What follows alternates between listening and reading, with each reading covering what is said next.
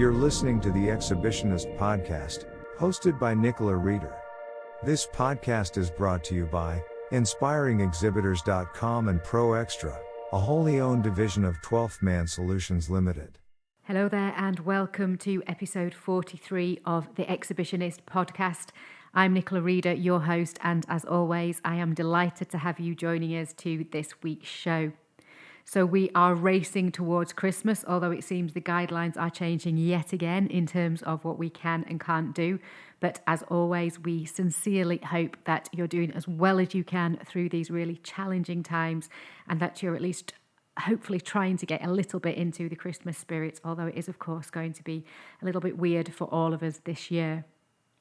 So I mentioned at the back end of last week's episode that it was a slightly different conversation coming up on this week's show, and I will be handing over to John Knight from EF Engineering to talk about a solution for keeping us safe at exhibitions in 2021, but more of that later on. Before we get to that conversation, I just wanted to pick up on something I've just been reading about the American film market, which brings home the idea that you can have those serendipitous moments at virtual events that there's been so much chat about recently. I've mentioned it in webinars that we've been delivering. We've talked about it on the podcast. The one thing that we're all missing at live events is that queue for a coffee chat or sitting in a theatre and just talking to the person next to you, even the queues for the loos, all those times where you just start a conversation with somebody and they may not be relevant to your product or service, but they know someone who is. And suddenly you're having a conversation that has real potential for your business. And the one thing we're all saying is, well, you just don't get that on virtual. It doesn't happen in the same way. It's also stale compared to the vibrancy of that live experience. But what I've read about the American film market, which is a film industry event that happens in Santa Monica every year, was that they actually managed to create not an exact replica of that serendipity, but I think it goes much further forward in networking and bringing us what we want from a virtual event than anything I've seen before. Now, the American film market is held annually and usually delivers about £1 billion worth of deals that change hands from that event from a relatively small number of visitors. And of course, this year they couldn't go ahead with that, so they delivered an online campus. It ran in November, and there was visitors from about 82 countries that registered for that event. Now, that's significantly more countries, a significantly bigger global scope than they've ever had before, which is what we've all been talking about in terms of virtual. One of the really big benefits is that virtual platform can bring you to whole new markets around the world you'd not explored before. So they created a really nice user interface that looked like the physical event. So it was basically a screen of buildings that had you gone to their live event, you would have seen the same layout, the same map. So you knew what was going to happen in each of those buildings and you could pick which one you wanted to go to. And across those buildings, they had a couple of stages for conferences. They had a networking pavilion, an exhibit hall, an on-demand theatre. But the thing that really caught my eye was this video interactive networking pavilion that they'd got. And that's what they say created the serendipity. So really what you did in that was you walked into the networking pavilion virtually, and there's an elevator and you could get off at different floors. And those different floors were themed around different areas of film, so perhaps action and adventure or drama, or there were a couple of floors that were unthemed and you could just have a general conversation about film. So what you do is just walk up to whichever floor you got off at, walk up to one of the tables where there was a conversation ongoing, and you would instantly click to join and participate in the video conversation that was already going on there. You didn't need to go anywhere else to download an app. You didn't need to register anywhere else. As soon as you clicked on that table to join, that was it. You were in and you were part of that conversation. Now, prior to that, you could hover over the other participants in that conversation, find out a little bit more about them, find out where they were from, what they were interested in, and that hopefully gave you an indication of how useful they were going to be for you in terms of your own business. You could also book tables for conversations for meetings that you'd pre-arranged if there was somebody you specifically wanted to talk to. But really, you could just rock up, see who is there, see who might be interested, and click to join their conversation. Now, it might feel slightly weird if we're saying you're chatting away, having a video call with people, and then suddenly somebody else comes in. But actually, if you know that's the rule and you know that's what's going to happen and that's what you're going there for, and you expect people to be dropping in and out of these conversations, then actually that's the rules and just get on with it. And it seemed to me like it was a really good way, the closest way we've got of bringing together those serendipitous moments that we're all missing. And they think that they got around 100 networking conversations every hour over 4 days. So that's 100 networking conversations every hour. It was open 24/7 because obviously this was a global event now, marketing to new countries, so that everybody was available to attend anytime they want. So it felt to me like a really good halfway house, 3/4 way house maybe, towards replicating what we get on the show floor. What they also did was have a really great on-demand element for exhibitors in terms of video content. So those videos that, obviously it's a film show and lots of people are wanting to preview movies or talk about new events or new projects that they're working on. And they could really control when an exhibitor launched that video, who saw it in terms of the delegate list and the registered visitors, hold things off to launch on a specific day if they wanted to make some big noise around it. But it was really all in the exhibitor's hands as to how they wanted to play out. So they could do teasers, they could do interviews, they could construct their content around whatever strategy they had for talking to that audience. So really putting the exhibitor back in control of what was seen when. And they also delivered a huge number of speakers, 205 speakers across 71 sessions on their 2 theatres. There was real-time Q&A for that, which is brilliant for in terms of building engagement and building community to be part of a conversation at a theatre. But there was also that same video networking element that we'd seen in the networking pavilion. So if you were attending one of the theatre sessions, you could also see who else was there. If there was somebody of interest, just click on them and you could start having your own private video conversation, maybe about something you'd just seen on a session, or maybe they just happened to be in the same session that you were interested in. So I know we've all seen some truly terrible examples of virtual this year. We've also seen some good ones. And that one, I think, is probably an organisation that's learnt a lot. It's lucky to have gone later in the year, learnt a lot from what's been seen and delivered across the rest of the year, and has really, really tried to think about what is it about live that's missing from virtual, and what are the things that we can put in place to really try and not replicate it entirely, but make it feel like it delivers more for exhibitor and visitor than events have done in the past. So hopefully that's useful. As I say, it's the American Film Market is the event. And if you just go and check out AFM online, you can see their virtual interface, see some of the things that they have been doing and have a play around on their virtual event. So over to this week's conversation, which is with John Knight of EF Engineering and his colleague, John Kenyon. And listeners to the podcast regularly will know that we don't often ask suppliers to come onto the show and talk about their product. It's certainly not a sales pitch. But John got in touch with us a couple of months ago as someone working in the events industry. His company does installations for exhibitions and events, and who has been significantly impacted by the pandemic, but had wanted to think about how could they come up with a creative solution to try and help the industry open up again more safely. And we know there's some movement in that direction at the moment, which is brilliant. But I think this conversation was more driven from just showing how innovation in the industry is trying to help us all open safely in 2021. So I hope that is the spirit in which you listen to this conversation. So over to the two Johns. So on this week's episode of the Exhibitionist Podcast, I am delighted to invite on the show John Knight, who is MD from EF Engineering, and John Kenyon, who is Commercial Director for Eret UK. So, Johns, welcome to the show. Welcome. Thank you. Thank you so much for joining us today. Just very briefly, before we get too far into our conversation today, I'll start with yourself, John Knight. John, just give us a little bit of background. You're heavily invested in the exhibition industry, so just give us a bit of background in your current role. Yeah, certainly. Probably going back a bit, I left the army with a view that I was lacking something. So I went back to uni to study civil engineering, which is really where I spent a large part of my career in construction and infrastructure. And about midway through that, I started to specialise in HSE risk, process safety, behavioural management. And that's where I felt most at home. And that led me to some senior leadership roles in a company called Mace.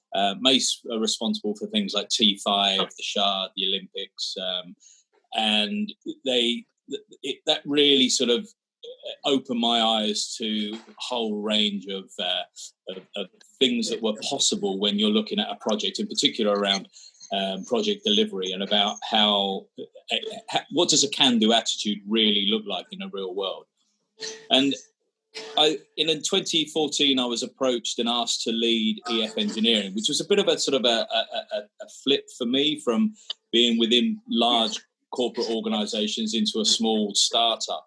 The business was newly formed. It was part of the EF Group. The EF Group consists of Exhibition Freighting and EF Travel, both solely dedicated to the exhibition industry. Obviously, Freighting, clients in broadcast, shipping around the world, agents in 57 countries around the world. And EF Travel support, as well as sending the products and the stands. We can also send the people to wherever the event is, and we can manage that whole service for people, making it easier to attend an event. So that's really what's brought me to here. What we do, you want to go into that now? Or? Yeah, absolutely. Just give a top line on what EF Engineering's all about. Okay, so what we do is, I mean, we're an engineering business by title and by name, but what we do is transform everyday products with our engineering skills, and we're renowned for our finishes to turn products into something amazing. You know, and 60% of our clients use our services to showcase their products at events, exhibitions, trade fairs, maybe reception pieces. So we turn their product into something that is outstanding, maybe by cutting it in half, putting LEDs, making it spin, maybe creating 3D printed versions of it, scaled versions. So we work closely with clients to create unique pieces that help them increase footfall or to be able to take a product to market. And we're renowned for our customer service and our support. That's where we've been able to build relationships over the last 6 years. We also have another part which is around specialist finishes and liquid metal finishes, and that's really designers, architects, interior businesses, and they use our finishes on anything from wall panels to lighting, furniture, art installations, sculptures. So it's transforming a product from one thing to another, but that elevates its look and its feel. Brilliant. So I think what I'm taking from that is that really EF engineering is all about taking a product that it could be quite functional, it could look something that's kind of more simple, and making it a lot more memorable, a lot more engaging, a lot more eye-catching, so that people are drawn to it. Absolutely. I call it, it's like real-world photoshopping. People put adverts in magazines and they enhance them. What we do is we do that with the real thing. And because of our relationship with the EF Group, we can offer clients a real end-to-end service. So we can design something, create it, finish it, and we can also deliver it to the show and to the stand. So we take a lot of the pain of exhibiting away from a client wherever we can. Brilliant. And the other John Kenyon, tell me a little bit more about what you're doing at the moment, what's happening in your world. Obviously, we're exceedingly busy. ARET really came out from government work with the DSTL work we were doing with the ambulance service. So our chemists and virologists who were independent consultants at the time were brought in to support, obviously, this horrendous sort of scenario we're facing with the pandemic, looking for solutions from a point of view of not just product, but also the actual deployment and application of the product. So ARET sort of came out of the back of that in the sense of being a commercial entity. So we've been putting that process, procedure and product into commercial traction with the rail industry, the motor industry, and now obviously with business itself in really the deployment of the product through really technically based businesses, because ours is an industrial based application. The product itself and the atomization process have been designed to deliver it in industrial fashion, so it can be deployed to deliver the results it needs to do. So, ARET's come out of a very technical start point, and it's got a very large and broad technical team that supports it in any of the applications that we're asked to sort of assist with. So any of our listeners might now be thinking, this is quite strange. Why do we have an engineering company and a virologist or chemicals company on the show? What's that all about? So I guess in some way you've found a way of helping the exhibitions industry open again safely. So tell us a little bit more about why you approached us and said, we really want to talk to the exhibition industry about what we're doing. What have you created as a solution? Well, it's really from our perspective, because of the technical aspect of the product itself, the testing protocols, procedures it's been through, and the application process, which is an atomized application process using very particular engineered products. It's not something you can just give to somebody in a van and away they go. It's very much through training, through procedures. So our partnership that we look for is with equally technically enable businesses that can deploy it, but equally can see a requirement in their space, their business space, in offering that service. So that's how we ended up teaming up with EF. And equally, they're looking to us, I presume, for the technical support that we're then giving. Yeah, and I think that fits sort of where we were talking to our clients, and the conversations were evolving over the lockdown period, but they had some real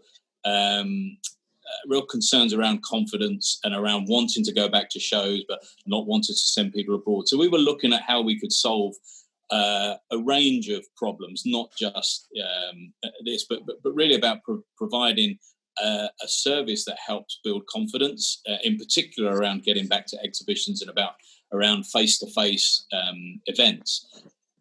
And when we met with Air UK and John and his team, it just seemed like we've got a skill set and capability, resource capability that can deliver the service and applicate the service, and they've got the best product that's in the market, and it just seemed a natural coming together of those two things for us to be able to go out and support our clients and the wider exhibition industry to try and get to build a level of confidence that people can go back into events and exhibitions.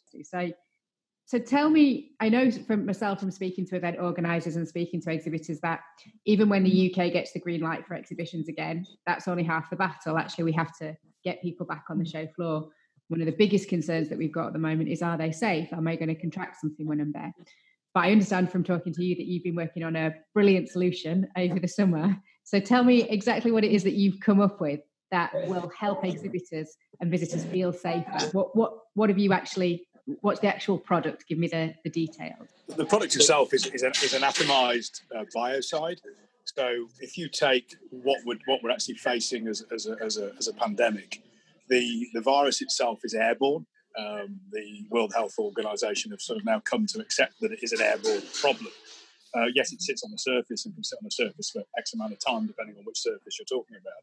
But tackling it in the air is the biggest challenge. So our journey was, yes, we can create a biocide, as we have done, working with the likes of Stepan and BASF as chemical providers. And our formulators and virologists, chemists together have come up with the biocide. It's the deployment of the biocide. Do you deploy it through a fogging system? Do you deploy it as a wipe down process? We looked at all of that and worked with a German engineering company called SATA, who are specialists in, believe it or not, spray guns. But the culture of what they end up doing is an atomization. So you are creating the product in the smallest possible form you can. It's like a mist in the air, but it travels in such a way that it goes up, down, left and right, dealing with the virus that then is airborne, attaching itself to the hard shell of the virus and basically deactivating it, killing it. So that's the process that we do. So if you took up an exhibition space where you've got a very decent volume of air, you're wanting to sort of fill that air for the product as much as product's possible. It's going to work its way through the air and also through the surfaces, where it creates a sort of film, a coating. That coating is there. Yes, it can be wiped off, obviously, and you're looking at then a continual application thereafter. We also, working with John, will put together the protocols for that exhibition area, that space. So hand sanitizers on entrance, basic protocols of which we're all kind of used to now, the use of masks and safe distance, etc. But we will put that protocol into place at the same time. So we'll make that environment as safe as you possibly can. And I think that's where our partnership, we looked at this as the restrictions that are placed on people allow the control of people take individual responsibility, so that they're looking after themselves. They shouldn't travel if they have any concerns around infection. So people having an exhibition hall can safely control the people coming into it. They can manage the processes around, as John said there, around the hygiene, around sanitisation point, hand washing, visors, perspex, screens, limiting the touch points. But ultimately, what we're trying to do is add to that and add another layer of protection, which builds confidence in that we can deal with the space, we can deal with the atmosphere around those spaces, and we can provide a very high degree of decontamination and sanitisation in an area that that people are coming into a very clean and hygienically controlled, infection managed, risk managed environment. And John Knight, this question's to you. You know the exhibitions industry really well. So if I was an event organizer, how would I see that working at my event? What would you come in and do? What would it look like? Yeah, so the way we've put this together and the way we've been talking to organisers and venues is that we would work alongside them and maybe even with their on-site partners, where at the end of a day we would then go and sanitise the whole area, or we would then, once cleaned, we would need a clear space of half an hour, and then it would be ready to reoccupy. And we could treat very large areas with teams of people very effectively, and we believe we can provide an extra layer for them to be able to go out to their client base and invite people in. So when they're going to talk to exhibition to clients about putting a stand together, they can add to that they've got an extra level of protection, that every day their stand will be sanitised completely from top to bottom, knowing that 99.9% of the viruses in that space have been treated and atomised. And tell me where you have been using this solution so far already and the sorts of results and effects that you've had through using it. I'll tell you where we've been using it, but I'll let John explain more about, because obviously they've grown up with this product and turned it into a commercial venture. So we've used it in offices, in hospitality, and some small conference venues. We are hoping to do some trials. We're in negotiations at the moment to do trials in possibly Business Design Centre or NEC, and we have some early discussions going on at the moment regarding hotels, because hotels at the moment are about having to leave rooms isolated for a period of time. We can go in, sanitise that room, and it can be ready to occupy within 30 minutes. So obviously there's a benefit there.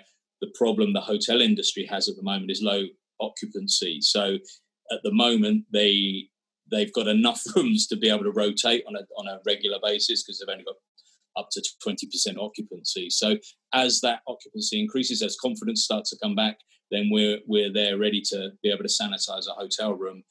Someone can go back within 30 minutes of being sanitized. It's ready to reoccupy. John, do you want to talk a little bit more about the broader clients that you supported? Yeah, so I mean, obviously the product started its life with the chemist and virologist within the ambulance service and working in that space. We've moved on from there, and we work in the rail industry now. We consult to two of the Midlands-based rail companies. We've been featured on BBC, and we're sort of following our story through there. That's progressed and was in parallel into the motor industry. So we create a barrier now where a car is being serviced, it comes in.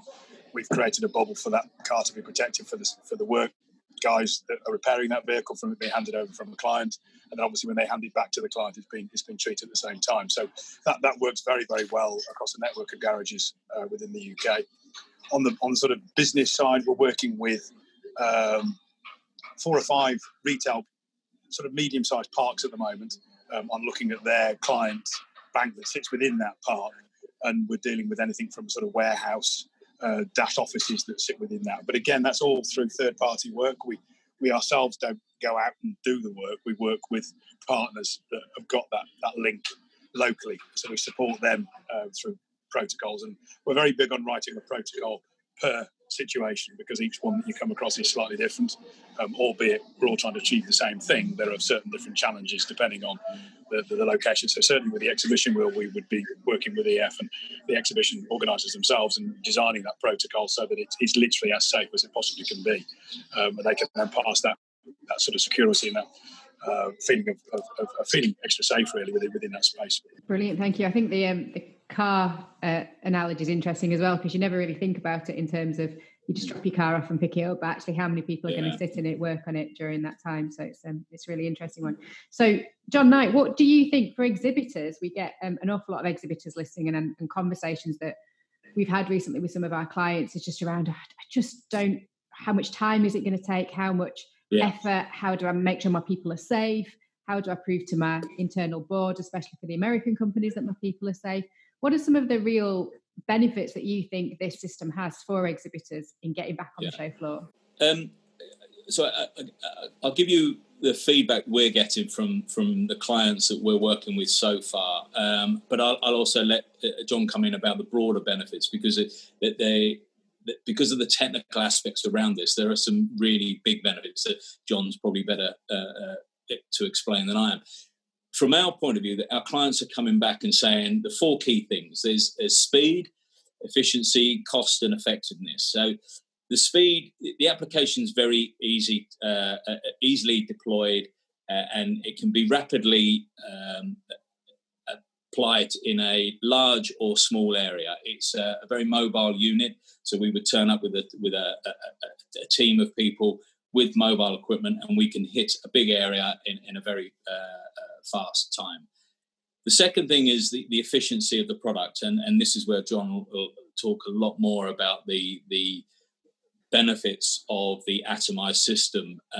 And you know, we've been very clear to not undermine other systems in place, other cleaning regimes, that they are all better than having nothing in place. But this is at the forefront of the best solutions that are out there at the moment. And what we're trying to do is to bring that and the efficiency of the product, and the fact that within 30 minutes of the application you can reoccupy a space is very, very beneficial for our clients.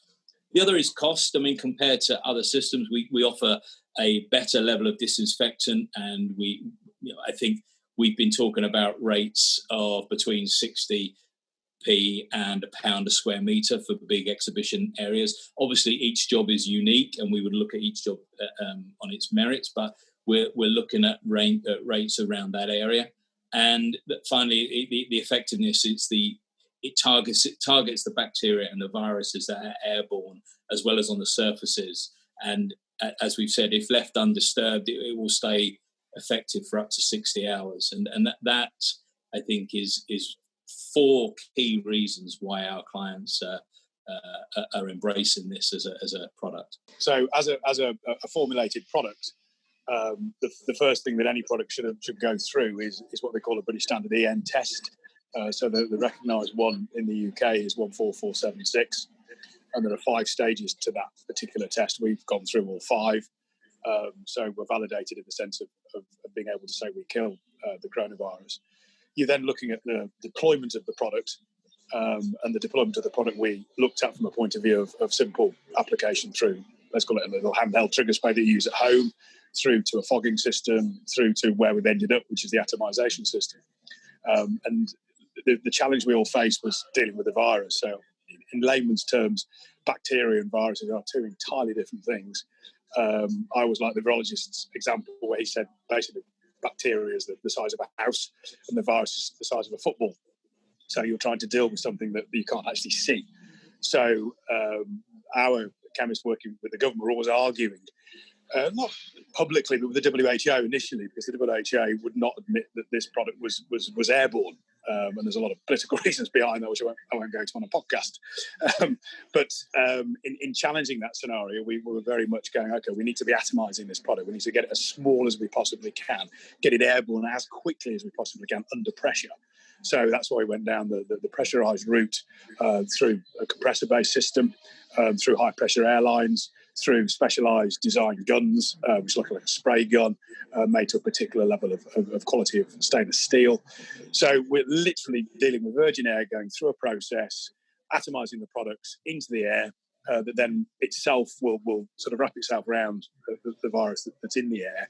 And if you could imagine that you're trying to hit a football with 2 or 3 tennis balls, that's the effect of, say, a fogging system. Our system is atomised, it's hitting it with over 1,000 tennis balls. So you've got more chance of making contact. And the atomisation vehicle is the best and the only way to pretty much, you can't use the word guarantee, but get as close to guaranteeing that you're going to hit the virus in the air. So that's why we've gone down that process, which is why we call it a sort of industrial engineered piece of equipment. So you're dealing with a validated product that's gone through all the right protocols from British standards testing. So it's got the certifications to deliver what it says. And then it's okay, let's get the best way to deploy it, which is the journey we've gone down with the deployment process of atomising.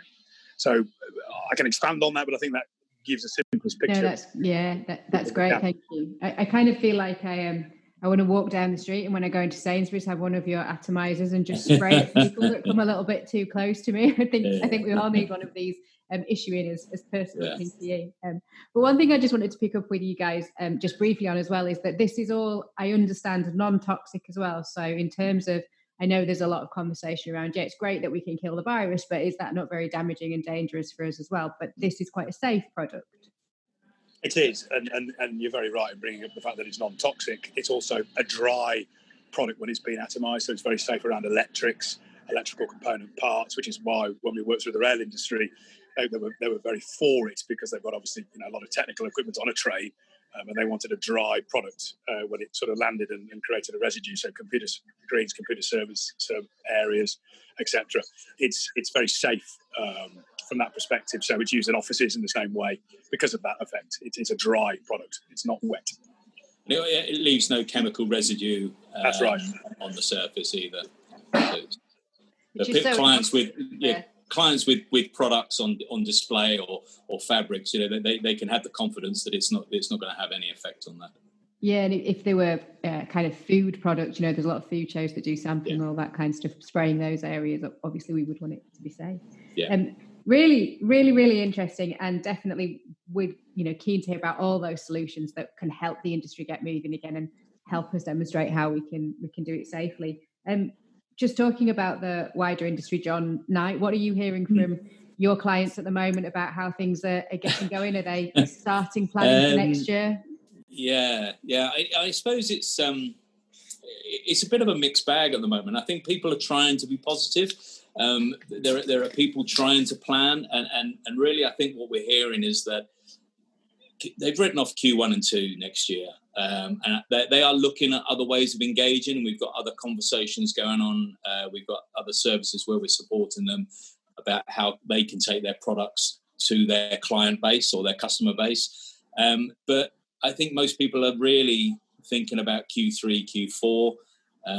They're looking at there's still a massive level of uncertainty, and obviously there's people are going to come out of this, and there's going to be some deep scars, in particular with the exhibition and events industry. I think with the government's position as it is at the moment, it's going to leave some very deep scars across the industry, and I think that's going to be incredibly sad, and I think it will have a ripple effect. But at the same time, through every situation of challenge and uncertainty, there will be ways in which we move forward. We saw in the early stages the use of virtual reality, online events, and in some cases people were using augmented reality to stage different types of show and different formats. But I don't think people, from what we're hearing from our clients, they still want that face-to-face engagement. They still want to get together. They've got products that they want to show people, and that can't be done. It's like, it was described to me yesterday, it's like online shopping. It's great when you've got the time to sit there and browse, but actually when it comes through the post, it's quite disappointing. And I think people still want that experience. And I think that's the key. It's the experience that people are lacking that starting to realise now they need to get back to that, and hence why we've got work going out with mobile events, taking them to their customers, as well as trying everything we can to engage, to get someone brave enough to say, let's hold a show, let's do a trial. If we can get one of these trials at BDC or NEC, if we can get those going, then we can demonstrate to a broad range of people that the risks that are there are highly, highly managed, and that it is safe to hold events with all of these things in place. Absolutely, and you only have to look around the world, as we keep saying, and in our newsletters, that they're having events, they're happening, and we haven't seen any major spikes coming out of an exhibition hall yet. We've seen them coming out of other places, but not out of exhibition hall. So, and risk management is what event organisers do day in, day out. So. We are rapidly running out of time, but it's been really great to speak to you both. I'm sure lots of event organisers would be interested in getting in touch with you just to have a chat about how you could help them open more safely. So what's the best way of them getting in touch with you? Our website, www.ef-engineering.co.uk. We have a dedicated page on the sanitisation process. So there's lots more information on there about the technical aspects of it and how it works. But also there's our contact details on there. Email, I'm at john@ef-engineering.co.uk, or I'm on LinkedIn. Just search me. Perfect, thank you. And the question we are asking all of our podcast guests at the moment, what has got you through lockdown, and any good habits you are intending to keep? So for me, I think it was a strong belief that we could bounce back. That's what kept me going. I knew the team's strengths. We came together as a group, which was probably out of the chaos, that was probably one of the things that I loved most, is the fact that the group of companies came together and worked very effectively during the lockdown period. I think that the new habits is around maintaining that group teamwork and at senior management level, and keeping that going. But also the reason we've got the solutions we have for our clients, we listened, but then we created space to actually think, and I think that's what I'd like to continue going forward, is that time and space to step away from the day-to-day grind, to be able to look beyond where we are now and create those solutions that have worked really well for our clients so far. Yeah, absolutely. I think there's many companies saying, if only we had that time to think, and actually we should value that a little bit more in our business. So, and John Kenyon, final word from you. What's kept you going through lockdown, and any good habits you're keeping up? You want something that's repeatable or not? Entirely up to you. It's your reputation. To be fair, we've just been very, very busy, which is a fortunate situation, but to be honest with you, an unfortunate one, because our busyness has been supporting businesses like John's in finding solutions to deal with their clients because of the pandemic. We wish we were working perhaps in a different environment, but we're not. Yeah. So, yes, we've been very busy and literally, consulting, putting protocols together, going through processes and procedures wherever we can to just help businesses get themselves back where they need to get. We are hugely supportive of that as a business. Brilliant. Well, it is a fantastic solution. I know it's come out of necessity, but actually it feels like it's a really well thought through solution. I know we've seen some come to market that are just kind of very quick and maybe don't have the thought and the detail going into your size, but it definitely sounds like a great solution. So we will put all of your details up on the website along with the podcast, and I'm sure people will be keen to get in touch with you. So thank you so much for taking the time out to speak to us both today, and enjoy the rest of your day. So thanks to John Knight and John Kenyon there. And although that conversation did get slightly technical in places, I hope you took the inspiration away that there is lots going on in the industry, with lots of people working behind the scenes to help demonstrate just how safe we can make exhibitions in 2021. And thank you for all the hard work they're doing on our behalves. So that wraps the show up for us today, and it is almost the last show of the year. We just have one episode coming out next week, which is going to be a mashup of your various Christmas messages. So if you have something you want to say to the industry, then please do get in touch, send us a little clip. We have also already heard from some of our previous guests, some new guests with their Christmas message. So if you want to be part of that mashup episode next week, then please do get in touch. As usual, you can find us in the normal places over on www.inspiringexhibitors.com, where you can read the latest blogs, sign up for the newsletter, and also buy a copy of the Exhibitionist book if you are looking for a last-minute present for that exhibition geek in your life. We might even write them a happy Christmas message inside, so get your last-minute orders in now. Hopefully that's okay. We hope you are all keeping well. Please do get in touch if we can do anything to help at all. And happy exhibitioning. Pop over now to inspiringexhibitors.com to subscribe to our newsletters, blogs, and future podcasts that keep you up to date with the latest news and industry insight. While there, you can also find out more about our book, The Exhibitionist, Inspiring Trade Show Excellence. Once again, thank you for listening, and we hope to see you on a trade show floor soon.